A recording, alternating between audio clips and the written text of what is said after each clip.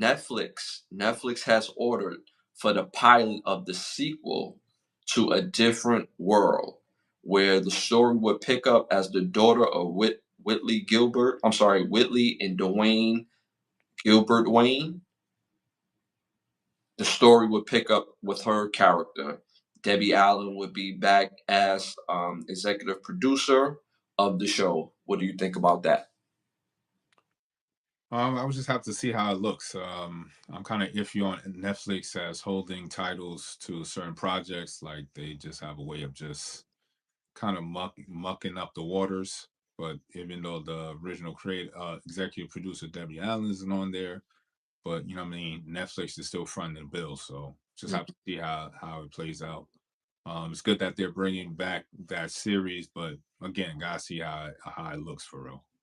It was funny that you say mucking it up because I was the same frame of mind. I was thinking exactly like, yo, I hope they don't just, they just have a history of just taking stuff that was pre-existing and just, what are y'all doing? Like, y'all make one good move and take two steps back with this project.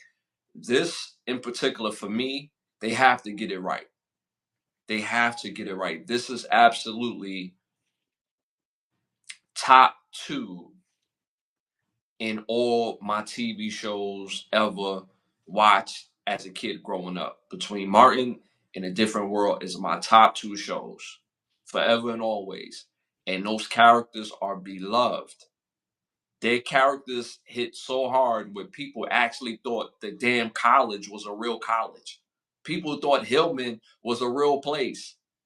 And when I was younger, mind you, we watching shows before our time, so I'm like 7, 8 years old watching the show. I could have been younger than that, to be honest with you, because this came out in the '80s. So I could have easily been like 5 or 6 or something like that. But the point that I'm making is that it still resonated with me for a long period of time because of the characters. It was all different and it was all beautiful in their own way. And the way that they told the story was excellent because people had vast differences about certain things that was social commentary, whether it was AIDS or HIV, whether it was they had an episode about the mammy, how people of our culture feel about seeing the mammies. They had another episode where they talked about rape, where they had, the guy that played Bruce Leroy. He was like the top baseball player, and he was trying to rape Freddie, and then I'm sorry, he tried to essay Freddie, and then he did the same thing to somebody else as well. So I mean, they had so many pivotal episodes that was like classic and also entertaining.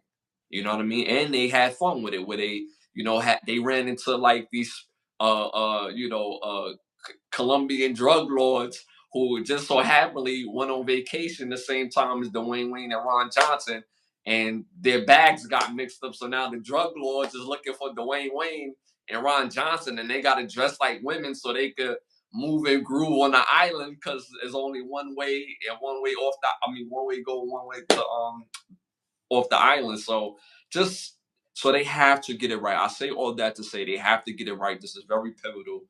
And the way they left they left.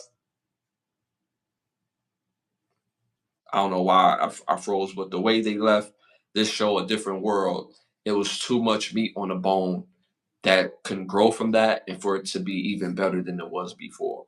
I don't know if they could capture that magic again, but they could capture new magic if they do this shit right. Excuse my language. If they do this right. So I'm looking forward to seeing it.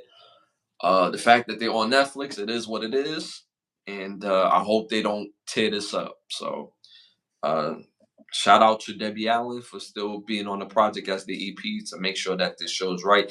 And I've seen that they also going to add Felicia Rashad as well to like a consultant of the show as well. So you got the sisters working on it together, which is lit. So shout out to them. Right on the show always. How you doing? Appreciate you tapping in. Wet Noodles. That's a fire name, bro. Appreciate you tapping in. All right, moving on to our next hot topic. Former Tennessee quarterback Ian Malanova. Sorry if I teared your name